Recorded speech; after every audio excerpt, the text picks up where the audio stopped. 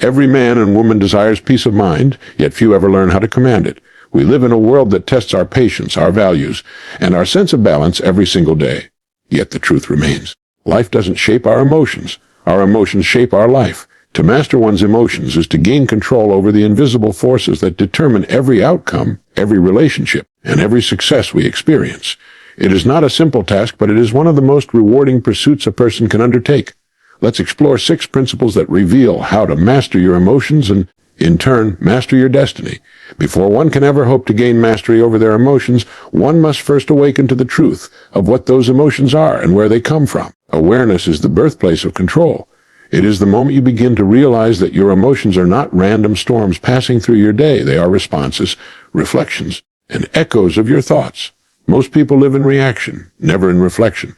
They drift from one feeling to another, pulled by unseen tides of fear, anger, or excitement, without ever pausing to ask, why am I feeling this way? To master emotion, you must first step out of the current and stand upon the shore, watching the movement of your own mind. The act of noticing is not passive, it is the most powerful act of consciousness. Because the moment you notice what you feel, you separate yourself from it. You cease to be the emotion itself, and instead become the observer of it. Awareness begins with honesty. You cannot master what you refuse to acknowledge.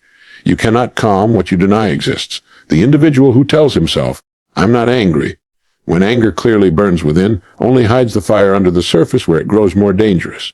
But the one who can calmly say, yes, there is anger here, has already taken the first step toward extinguishing it. Awareness shines light upon the darker corners of emotion, and light always diminishes confusion. Most people want to change their emotions directly. I want to stop being sad. I want to stop being anxious. But emotions are messengers, not enemies. They are signals from the mind, alerting us to something deeper. Awareness allows us to read the message rather than fight the messenger. When you observe yourself, you begin to see patterns. You notice that certain words, certain situations, certain people seem to ignite the same emotional responses again and again. You notice that you feel irritated at the same type of comment, or defeated by the same type of failure. These are not coincidences, they are clues. Each emotion reveals a belief. Awareness gives you access to these beliefs, and once seen, they can be questioned, understood, and changed. Without awareness, you are driven by unconscious programming. With awareness, you begin to rewrite the script. The goal is not to eliminate emotion, but to understand it, to trace it back to its root thought and see it clearly for what it is. This clarity transforms the way you experience life. Imagine standing in the middle of chaos and feeling calm, not because the chaos has vanished, but because you now understand it. Awareness creates that calm. You stop identifying with the rush of emotion and start observing it, the same way a scientist studies a reaction in a laboratory. You take mental notes. I feel tension here, my chest tightens, my thoughts are racing. This practice of detached observation turns emotional storms into passing clouds. You watch them come, and you watch them go without being caught in their wind. And over time, this watchfulness becomes second nature. You begin to live in a quiet, steady awareness that keeps you balanced in the face of any circumstance. Emotional awareness also deepens your connection with others. When you become more aware of your own feelings, you begin to recognize emotions in others without judgment. You sense their frustration without reacting to it. You see their fear without taking it personally. This awareness gives birth to empathy, the ability to feel without being controlled by feeling. The more you observe emotion within yourself, the more you understand the universal nature of emotion in everyone else. What once caused irritation now brings understanding. What once led to conflict now opens the door to calm communication. Awareness bridges the gap between reaction and wisdom. Through awareness, you learn that emotions are not commands, but choices waiting to be recognized. You begin to realize that every feeling has a beginning, a middle, and an end, and that you have the power to influence that cycle simply by noticing it. The person who practices awareness each day grows quieter inside, less reactive, and more deliberate. This is the foundation upon which all emotional mastery is built, the place where chaos turns into clarity, and feelings become instruments rather than obstacles. It is one of the greatest discoveries a person can make when they finally realize that they are not their emotions, but the observer behind them. Most people live as if every emotion defines who they are, as if anger means they are an angry person or fear means they are weak. But emotions are not identity, they are experiences. They are like waves rising and falling on the surface of the ocean, while the ocean itself remains deep, vast, and unmoved. You are that depth beneath the waves. You are the stillness that watches the rise and fall. When you begin to understand this, the constant turmoil that once ruled your inner life starts to lose its power over you. You stop being tossed about by every surge of feeling, and begin to see emotion as something that happens within you, not something that controls you. Every emotion you feel is a movement of energy, not a definition of self. Anger visits you when something violates your sense of justice or pride. Fear comes to warn you of possible danger. Sadness appears when something meaningful has been lost. But none of these states are permanent. They arrive, deliver their message, and leave, unless you cling to them and feed them through thought. The trouble begins when we mistake emotion for identity. When we say, "I am angry," we merge our sense of self with the emotion itself, trapping ourselves inside it. But if we instead say anger is present, we create space. That space is freedom. It allows you to look at the feeling, examine it, and decide what to do with it instead of being consumed by it. Awareness transforms into observation, and observation transforms into control. To live as the observer means to cultivate a calm and steady consciousness that watches emotions rise and fall without judgment. You may feel anger, but you do not act from it. You may feel fear, but you do not bow to it. You may feel sadness, but you do not drown in it. You simply observe, allowing emotion to move through you as naturally as the wind moves through trees. The branches may sway, but the roots remain firm. This ability to observe without identification is one of the highest forms of self-discipline. It is what separates the emotionally reactive from the emotionally intelligent. The reactive person is driven by impulses. The observer-driven person is guided by wisdom. When you become the observer, something remarkable happens. You begin to sense that emotions are no longer enemies but tools. They reveal what you believe about yourself and the world. They expose your fears, desires, and attachments. When you observe anger, you might notice that it stems from pride or unmet expectations. When you observe fear, you might see it rooted in uncertainty or lack of trust. When you observe jealousy, you might uncover insecurity or comparison. In this way, emotions become teachers, showing you where your inner work lies. The person who observes learns, while the person who identifies suffers. The simple shift from "I am" to "I notice" is a transformation of consciousness that changes everything. It is not about suppressing emotions or pretending they do not exist. Suppression is still identification. It is resistance in disguise. True observation is openness without attachment. You let the emotion be, you give it room, you watch it pass, over time. This practice brings peace. The storms still come, but they no longer shake the foundation of your being. You understand that you are not the storm, you are the sky that holds it. No emotion, no matter how powerful, can remain forever in the presence of awareness. Just as sunlight dissolves fog, awareness dissolves emotional confusion. Living as the observer brings a quiet strength that others can feel. You become centered, calm, and unshaken, even when surrounded by chaos. People may wonder why nothing seems to disturb you, why you respond with patience rather than impulse. It is because you have learned that emotions are not masters but messengers. They do not define who you are. They only remind you of what is passing through you. In that realization lies the beginning of true mastery, the moment when you stop living as a collection of reactions and begin living as the consciousness behind them. Every emotion begins as a thought. Every feeling that stirs the heart is first born in the mind, often in the quiet, unnoticed corners where ideas take shape. What you think repeatedly, you eventually feel, and what you feel repeatedly becomes the atmosphere of your life. The person who fills his mind with worry will live in anxiety. The person who fills his mind with gratitude will live in peace. The human mind is a factory that never stops producing thoughts, and those thoughts become the raw material from which emotions are formed. To master your emotions, therefore, you must first master the way you think. The mind is the source and emotion is the reflection. When the source is pure, the reflection is calm. When the source is disturbed, the reflection becomes distorted. Most people try to control their emotions directly, fighting against anger, sadness, or fear, not realizing that the battle is misplaced. They focus on the symptoms while ignoring the cause. Emotions are the effect, thoughts are the cause. To change what you feel, you must trace the feeling back to its origin and replace the thought that created it. Every time you think a thought, you are planting a seed. Think long enough about failure, and discouragement will bloom. Think persistently about possibility, and confidence will rise. Your emotions are simply the harvest of your thinking. This is why mental discipline is emotional discipline. The person who learns to direct his thinking learns to direct his emotional world. Thoughts, by their very nature, are magnets. They attract ideas, circumstances, and feelings that match their tone. A fearful thought attracts memories and images that increase fear.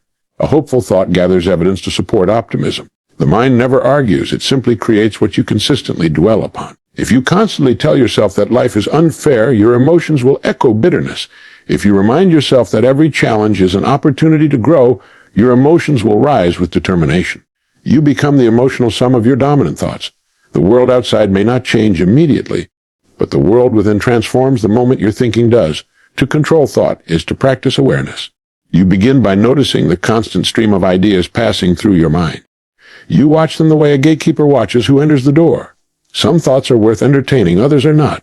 Each time you accept a thought, you give it permission to shape your emotions. Each time you reject a thought, you deny it power. This is not repression, but selection, the conscious act of choosing what kind of mental diet you live on. Just as the body becomes what it eats, the mind becomes what it thinks. If you feed your mind with resentment, envy, and complaint, your emotions will become toxic. If you feed it with understanding, patience, and vision, your emotions will become strong and balanced. The discipline of thought selection is the highest form of emotional hygiene. When a negative emotion arises, it is often because a negative thought has gone unchallenged.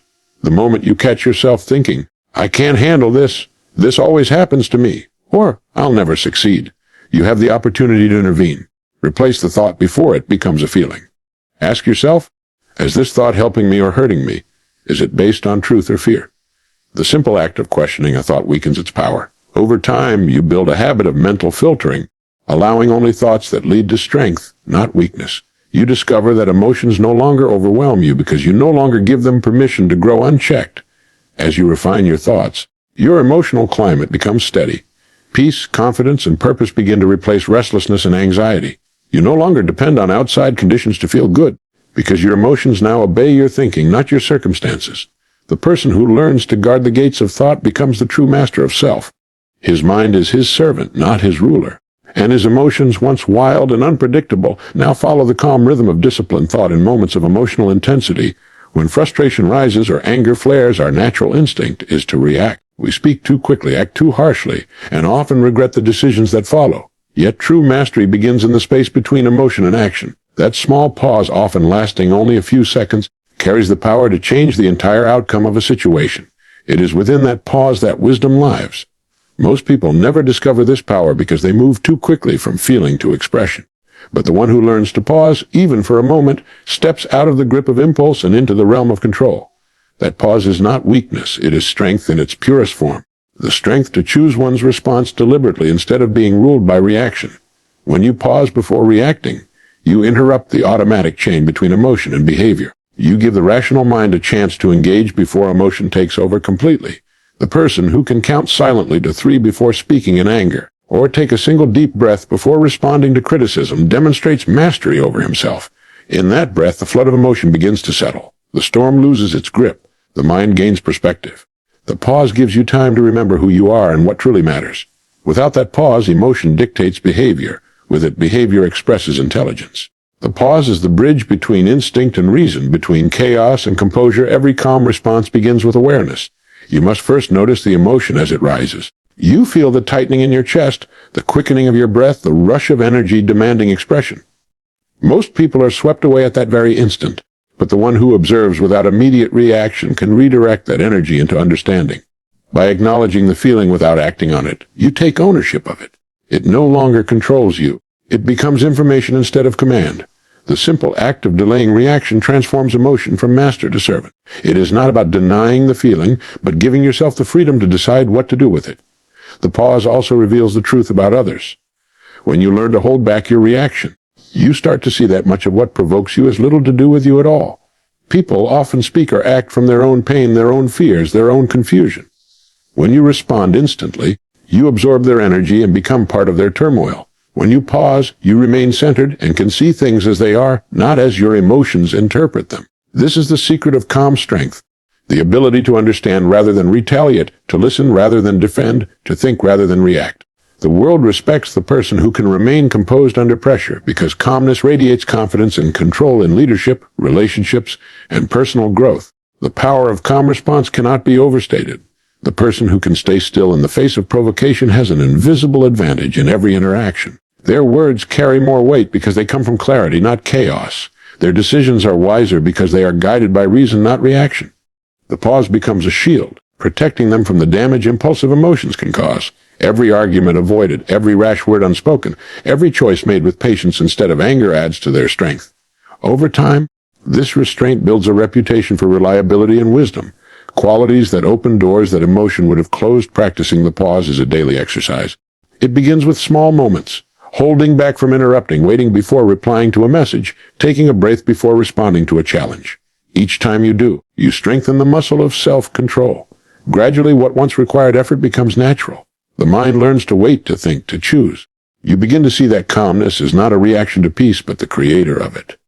The more you pause, the more control you gain over yourself, and the more control you gain over your life. Every emotion carries energy, and that energy can either destroy or create depending on how it is used. The most successful and peaceful individuals are not those who never feel anger, fear, or sadness, but those who have learned to channel these emotions into something constructive. Negative emotions are signals, not punishments. They are raw power waiting to be directed. The same fire that burns a forest can also forge steel when harnessed properly. To master emotions is not to suppress them, but to transform them, to turn what was once a hindrance into a source of strength. The difference between a person consumed by emotion and one empowered by it lies in the direction of their energy. Anger, for example, can be one of the most destructive emotions when left unchecked. It blinds reason, poisons relationships, and drains vitality. Yet when transformed, anger becomes determination. It becomes the energy to correct injustice, to stand for what is right, to push through obstacles. The key is redirection. Instead of reacting outwardly, you turn the energy inward into action, discipline, and focus. You take that surge of intensity and give it purpose. Many of the world's greatest achievements were born from this transformation, the desire to prove something, to overcome limitation, to create change.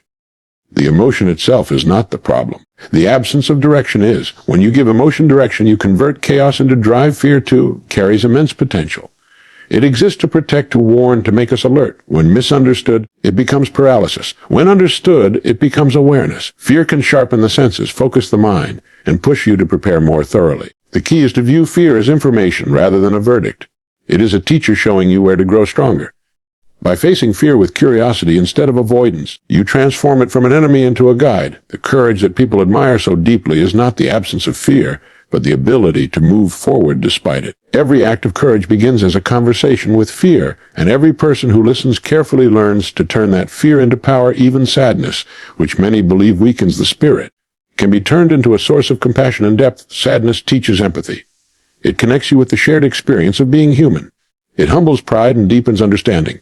Through sadness, people learn to appreciate joy more fully, just as darkness makes light more meaningful.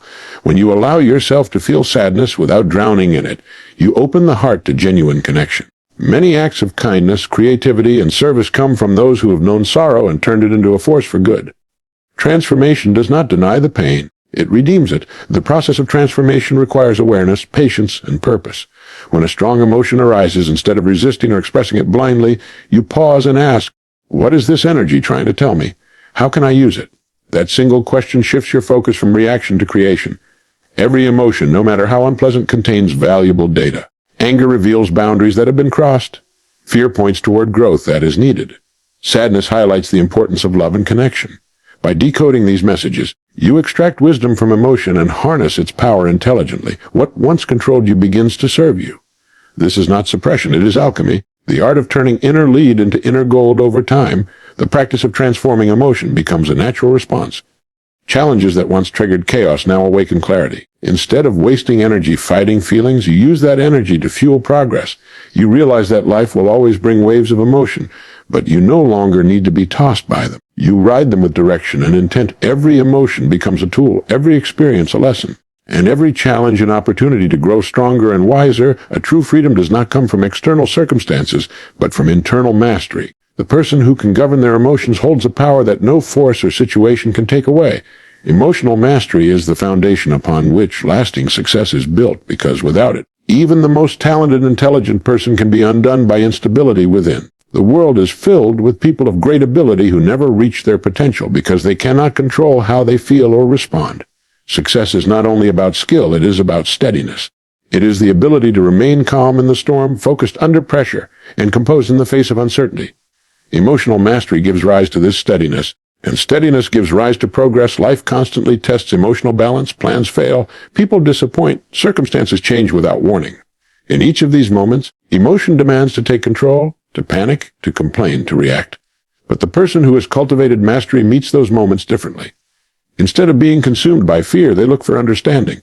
Instead of anger, they choose focus. Instead of despair, they summon faith. The mastery of emotion is not the denial of feeling, but the intelligent direction of it. When you can feel deeply without being ruled by what you feel, you reach a level of strength that few ever attain. It is the kind of strength that leaders radiate and others trust instinctively. Freedom begins the moment you no longer depend on the world to dictate how you should feel. When your emotions are steady, you are free from the chains of circumstance. You are no longer at the mercy of someone else's behavior or the rise and fall of events. You stop being reactive and start being creative. You decide how to feel, how to respond, how to proceed. This inner freedom is the truest form of power, for it cannot be bought, inherited, or given. It must be built through awareness, reflection, and self-discipline. Emotional mastery transforms you from a passenger in life into its pilot. You no longer drift with the winds of mood or opinion. You chart your own course with calm intention. This mastery is also the foundation of lasting relationships. When you have control over your emotions, you no longer speak words you later regret or make decisions driven by temporary moods. You create stability not only for yourself but for those around you.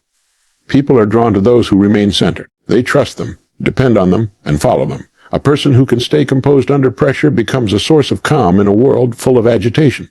This composure builds credibility, and credibility opens doors that emotional volatility would have closed. Emotional mastery, therefore, is not only a personal triumph but a social advantage. It shapes the way others experience your presence in the pursuit of success. The emotionally disciplined person always moves ahead of the emotionally driven one.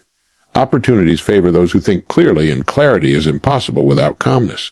When emotion clouds judgment, mistakes multiply, but when the mind remains still, decisions become accurate and effective. Emotional mastery allows persistence where others quit, patience where others rush, and resilience where others crumble. It sustains the individual through failure and keeps pride in check during success. It is the invisible strength behind all great achievement, the quiet force that carries a person forward when passion fades and difficulty rises. To master emotion is to master self. To master self is to master life. Every external goal, wealth, peace, happiness, success, depends on this inner command. Without it, achievements feel empty and fleeting. With it, even small victories bring fulfillment. Emotional mastery does not make life easier. It makes you stronger. It is the art of living from the inside out, of choosing balance over reaction, and of building a mind so calm and steady that nothing external can disturb its direction.